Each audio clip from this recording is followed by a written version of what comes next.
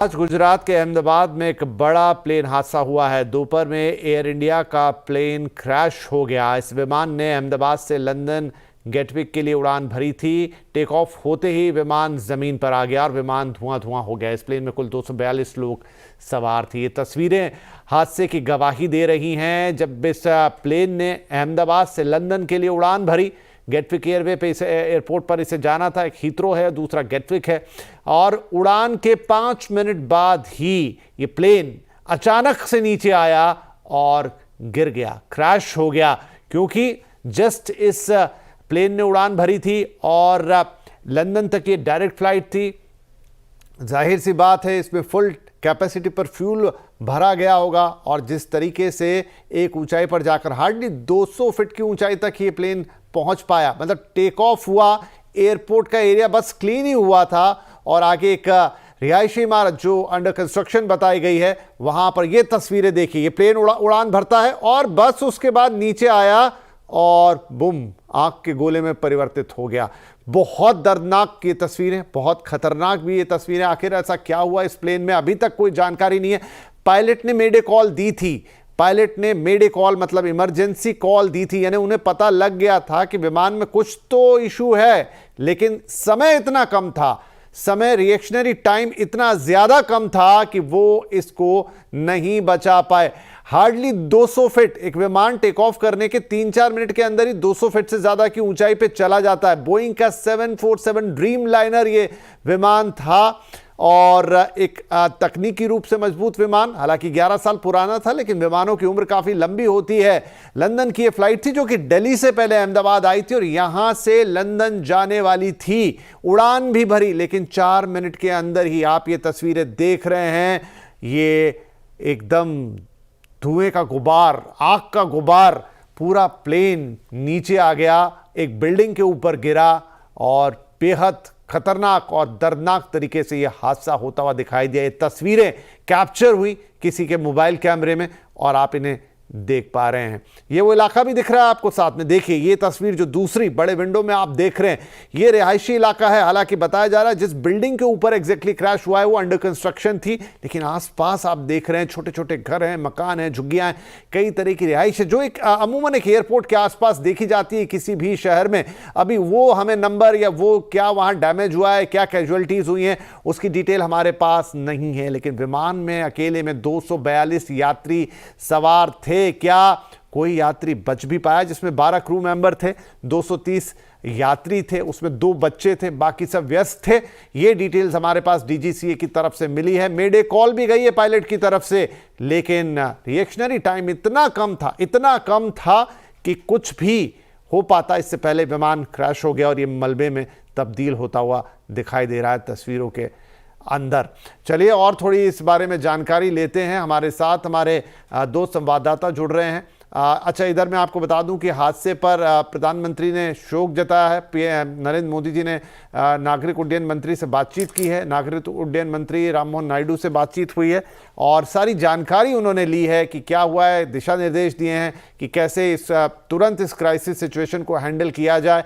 गृह मंत्री अमित शाह भी अहमदाबाद के लिए रवाना हो गए हैं। ये पूरे डिटेल से राइट, मेरे साथ अहमदाबाद से जुड़े हैं मेरे सहयोगी केतन और साथ में दिल्ली से रोहन जो एविएशन कवर करते हैं डीजीसीए के संपर्क में। तो मैं पहले ऑन ग्राउंड जाता हूं। केतन, जितनी कहानी मुझे पता थी या सबको इस वक्त तक मोटी मोटी जानकारी वो हमने बताई, क्या ताज़ा जानकारी इसमें जुड़ रही है घटना के बारे में, क्या और इंफॉर्मेशन आई है?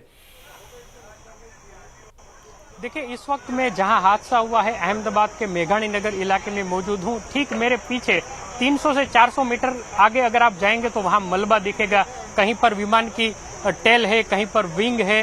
और अभी जो एक लेटेस्ट जानकारी, हालांकि इसको अभी आधिकारिक रूप से कंफर्म नहीं किया गया है, लेकिन इस एयरक्राफ्ट को कल टेक्निकल किया गया था। ये टेक्निकल वर्ल्ड है, टेक्निकल किया गया था मतलब कि इसको हर पैमाने पर तराशा गया था कि ये टेक ऑफ करने के लिए फिट है कि नहीं, इतनी जानकारी आ रही है। और फिर आज ये टेक ऑफ हुआ और ये हादसा हुआ। तो क्या इसके अंदर कोई टेक्निकल खामी थी जिसको दरकिनार किया गया या तो उसको दुरुस्त नहीं किया गया? हालांकि ये अकॉर्डिंग टू सोर्स है, इसकी अभी पुष्टि नहीं की जा रही है।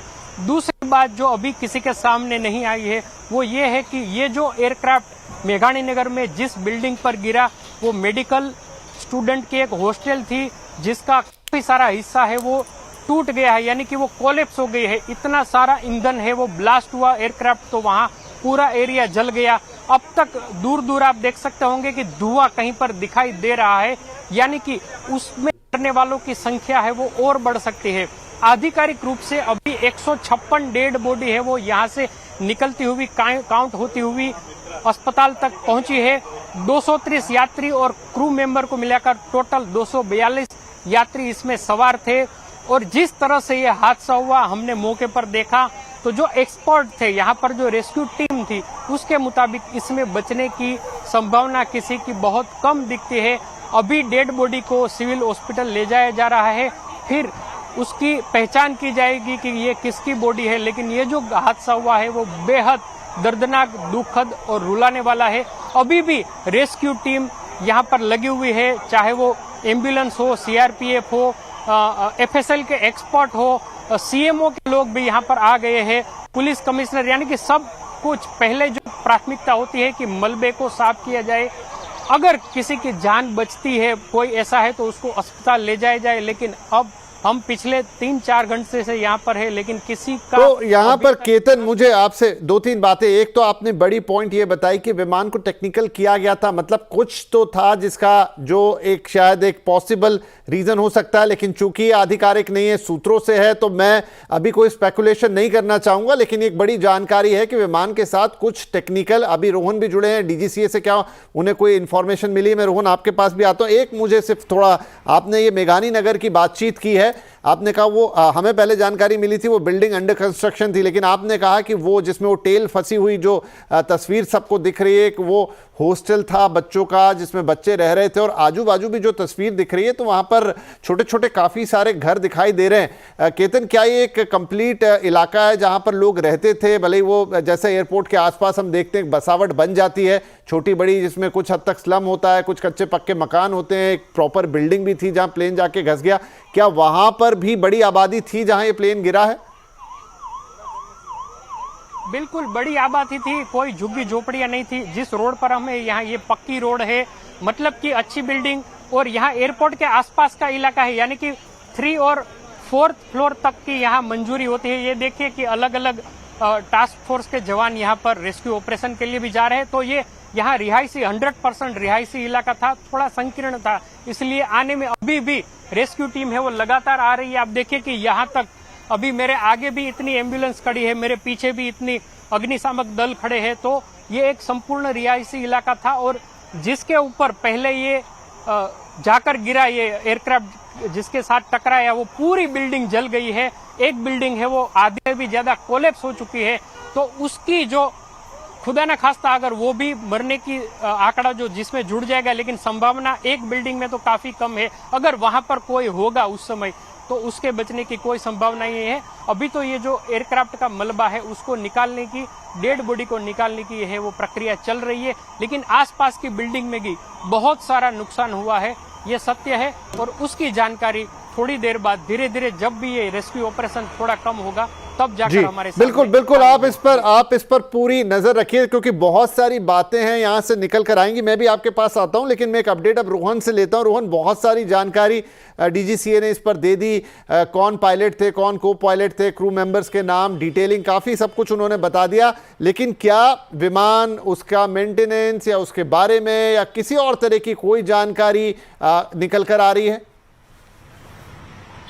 जी, इस वक्त जब हम बात कर रहे हैं, अभी यहाँ एक operational control room civil aviation ministry में बनाया गया है जो कि तमाम पहलुओं की जांच कर रही है। फिलहाल फोकस रेस्क्यू पे है, लेकिन उसके बाद एक्सीडेंट के कारण क्या थे, क्या रहा है, क्योंकि पिछले काफी समय में इतने बड़े स्तर का कोई एक्सीडेंट नहीं हुआ था, तो ये जांच की जाएगी। इसमें जो तमाम एयरक्राफ्ट एक्सीडेंट इन्वेस्टिगेशन ब्यूरो है उसके अधिकारी शामिल है, सिविल एविएशन मिनिस्ट्री के अधिकारी शामिल है, डीजीसीए के अधिकारी शामिल है, और एक कंट्रोल रूम बनाया गया है। एक हेल्पलाइन नंबर भी दिया गया है जो कोई भी जो इसमें मदद चाह सकता है, 01124610843 ये नंबर है जहां जो हेल्पलाइन बनाई गई है इस एक्सीडेंट के लिए।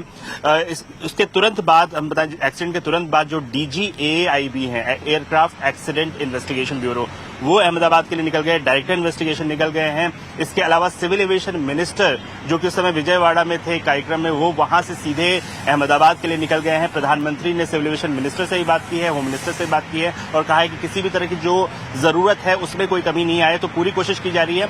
अभी फोकस जो है पूरा जो रेस्क्यू है उसके ऊपर है कि लोगों की ज्यादा से ज्यादा जान बचाई जा सके, लेकिन इन्वेस्टिगेशन के जो कारण है उसके लिए ब्यूरो वहां पे पहुंचा हुआ है, क्योंकि जो 2 पायलट थे वो काफी अनुभवी थे। जो पायलट और को पायलट दोनों ही की अगर हम बात करें, काफी अनुभवी थे दोनों के, काफी एक्सपीरियंस था, 8200 आवर्स का एक्सपीरियंस था। जो मेन पायलट थे वहां जो दूसरा को पायलट थे उनके पास भी 1100 घंटों के फ्लाइंग का अनुभव था। तो आखिर क्या हुआ, क्योंकि ये भी हमें पता चला है कि एक मेडे का कॉल दिया गया था, मदद मांगी गई थी, आखिर कि तो क्या ये कोई तकनीकी खराबी थी। इन सभी पहलुओं पर विचार किया जाएगा और ये इन्वेस्टिगेशन लंबा चल सकता है।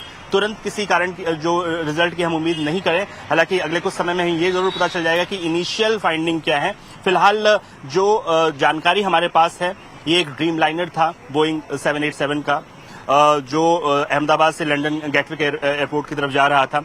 1:38 पे संपर्क टूटता है, जो टेक ऑफ के तुरंत बाद की बात कर रहे हैं। महज कुछ 100 मीटर की ऊंचाई पे था जब ये जो संपर्क है वो टूटता है।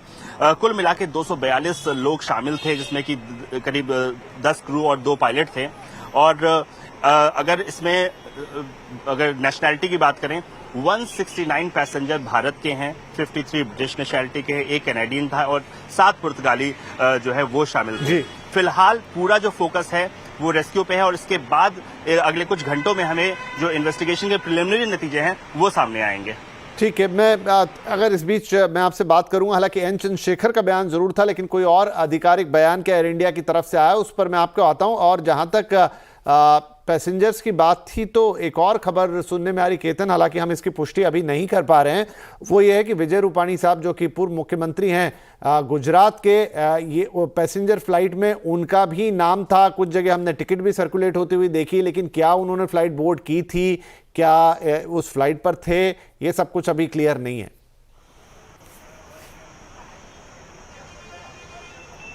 केतन, बिल्कुल, देखिए विजय रूपाणी की पूरी गुजरात में ये चर्चा हो रही थी कि क्या विजय रूपाणी इसमें सवार थे। हमने उनके पीए जो शैलेश मांडलिया, उनसे लगातार संपर्क करने की कोशिश की, लेकिन अब तक उसका फोन बिजी है, यानी कि विजय रूपाणी इसमें सवार होने की पूरी संभावना है। ज्यादातर बस अब हम इसकी राह देखेंगे, क्योंकि उम्मीद पर दुनिया कायम। तो अब आधिकारिक पुष्टि होने के बाद हम इस पर आ सकते हैं, लेकिन विजय रूपाणी जो 2D नाम की सीट है वो उनके लिए रिजर्व थी, वो उसमें ऑन बोर्ड थे। ऑन बोर्ड की जो लिस्ट आ गई उसमें भी मिस्टर विजय रूपाणी रमलिकलाल ऐसा पूरा नाम भी आता है, तो वो सवार थे, इस तरह से हम कह सकते हैं। और अभी देखिए यहाँ एम्बुलेंस भी आ रही है, फायर ब्रिगेड की टीम भी अभी लगातार मौके पर है, और कुछ समय के बाद विजय रूपाणी वाला ये जो कसमस है वो भी, इसके ऊपर भी हम प्रकाश डाल पाएंगे, लेकिन थोड़ी देर के बाद, क्योंकि यहाँ पॉलिटिकल आवाजाही भी लगातार जारी है, तो हम उनसे भी उसके बारे में कंफर्म करेंगे। तो केतन, क्या जैसे आपने कहा उम्मीद पर दुनिया कायम है, लगातार पुष्टि हुई कि इतने लोगों का डेड बॉडी मिल गया, क्या कोई उम्मीद है कि कोई बच भी गया हो? क्योंकि जिस तरीके से प्लेन वो घुसा बिल्डिंग के अंदर, उसका टेल वहां पर इंटैक्ट है, क्या किसी को कोई मौका मिला, कहीं से बॉडी क्रैक हुई, कोई निकल पाया, उम्मीद की जा सकती है? कोई ऐसा अपडेट आपके पास? देखिए, जहां पहले कोई नहीं आया था तब मुझे नजदीक जाने का एक अवसर भी मिला, मतलब यहाँ नजदीक जाकर थोड़ा मैं कवरेज भी कर पाऊं, ऐसी एक स्थिति थी। तो मैंने देखा कि बड़ा एयरक्राफ्ट था, तो अलग अलग जगह पर उनका मलबा था, सारी जगह पर एक पूरा का पूरा फायर था, कहीं पर धुएं निकल रहे थे, यानी कि वहां से न तो प्रत्यक्षदर्शी ने बताया कि कोई सांस ले रहा है, या तो कोई चिल्ला रहा है, या तो बचाव की मदद की गुहार लगा रहा है। तो अभी तक ऐसा कोई बात हमारे सामने नहीं आया है। यहाँ से 160 बॉडी, जो अभी हमने 150 बताया था, 160 बॉडी यहाँ से अस्पताल के लिए लाई जाई गई है, और ये हमारे सामने यहाँ से निकाली गई है। कुछ बॉडी तो ऐसी है कि उसको ले जाने में भी समर्थता नहीं है, यहाँ फायर के जो जवान लगे हुए हैं। तो उम्मीद तो ऐसी दिख नहीं रही है, जितने भी सवार थे शायद ही कोई उसमें से बच पाए, लेकिन फिर भी एक होप है, जब तक आधिकारिक इसके ऊपर कोई स्टेटमेंट ना आ जाए, क्योंकि पहली प्राथमिकता जो प्रशासन के है, चाहे वो केंद्र सरकार से जुड़ा हुआ हो, राज्य सरकार से जुड़ा हुआ हो, या स्थानीय प्रशासन हो, पहली जिम्मेदारी है कि सबको यहाँ से मलबे से डेड बॉडी हो या तो कोई और हो उसको हटाया जाए। ये ग्रीन कॉरिडोर जो बनाया गया है उसको वो क्लीन किया जाए। देखिए अभी भी बचाव राहत और सामग्री यहाँ पर लेकर आए हैं अलग अलग जगह से, आप देख सकते हैं। चाहे वो डेड बॉडी को लपटने का कपड़ा हो, चाहे वो पानी का एक पूरा बम्बा हो, चाहे वो अलग अलग जगह पर हो। और यहाँ देखिए कि एयर इंडिया का स्टाफ भी यहाँ पर आ चुका है कब से। तो उम्मीद तो नहीं थी सर कि कोई वहां से बच पाए, क्योंकि इतना सारा।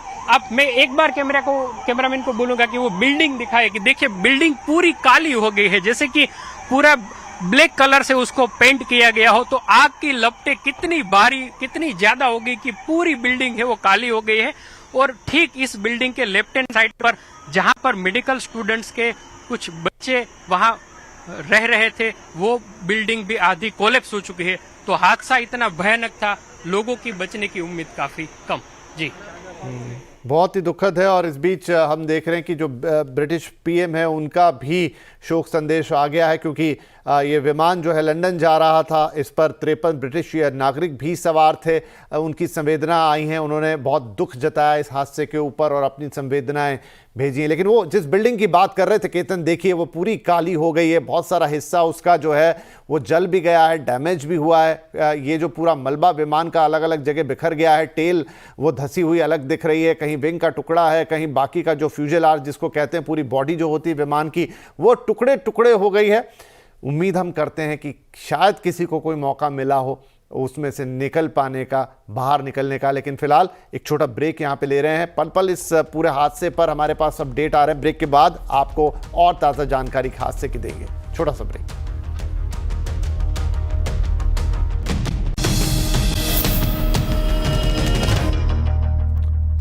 Welcome back. आप देख रहे हैं आवाज समाचार और हम बात कर रहे हैं लगातार अहमदाबाद में हुए दुखद प्लेन हादसे की, जहां पर एयर इंडिया का प्लेन टेक ऑफ के बाद क्रैश कर गया। इस प्लेन पर क्रू सहित 242 यात्री सवार थे। फिलहाल ऐसी कोई खबर हमें नहीं मिल पाई है कि सर्वाइवल्स हैं यहाँ पर। कोशिशें अभी जारी हैं। अभी भी पूरे मौके पर सारी टीमें पहुंची हुई हैं। उम्मीद करते हैं कि कुछ लोग यहाँ ज़रूर बचे हों, लेकिन कुछ मौतों की 150 से ज़्यादा मौतों की पुष्टि भी हुई है और लगातार इस पर अपडेट्स आ रहे हैं। और इस बीच संदेश भी आ रहे हैं, शोक संदेश भी आ रहे हैं। देश के प्रधानमंत्री नरेंद्र मोदी ने दुख जाहिर किया है। अहमदाबाद में हुई त्रासदी ने हमें स्तब्ध और दुखी कर दिया है, ये उन्होंने एक्स पर पोस्ट किया है। ये शब्दों से परे एक हृदय विदारक घटना है, प्रधानमंत्री ने कहा। इसके अलावा प्रधानमंत्री ने सिविल एविएशन मिनिस्टर से भी बात की है। साथ ही वो कहते हैं कि इस दुख की घड़ी में उनकी संवेदनाएं प्रभावित सभी लोगों के साथ हैं, उनके परिवारजनों के साथ हैं और मंत्रियों और अधिकारियों से वो संपर्क में हैं। एविएशन मिनिस्टर से उन्होंने बात की जो कि अहमदाबाद पहुंच रहे हैं, गृह मंत्री अहमदाबाद पहुंच रहे हैं और प्रभावितों की सहायता के लिए उन्होंने सभी जो अधिकारी हैं, जो भी बॉडीज़ हैं, उनको निर्देश दिए हैं कि किसी भी प्रकार की रेस्क्यू में कोई कमी ना आए। हेल्पलाइन नंबर भी इस बीच है 1800-5691-444। इस पर बातचीत की जा सकती है, जानकारी ली जा सकती है। 011-246-10843 ये एक और हेल्पलाइन नंबर है जिस पर बात हो सकती है। और एक ये मोबाइल नंबर डायरेक्ट है 9650391859, इस पर भी जानकारी ली जा सकती है इस घटना के बारे में। लगातार इस पर खबरें आ रही हैं। एक बड़ा दुखद हादसा, जैसे जैसे अब तस्वीरें और जानकारियां साफ हो रही हैं हम आप तक लेकर आ रहे हैं। फिलहाल यहां पर हम रुकेंगे थोड़ी देर के लिए, लेकिन लगातार CNBC आवाज़ पर और उसके सोशल मीडिया प्लेटफॉर्म पर इस बड़े प्लेन हादसे से जुड़ी हुई हर इंपॉर्टेंट खबर आपके लिए मौजूद है। नमस्कार।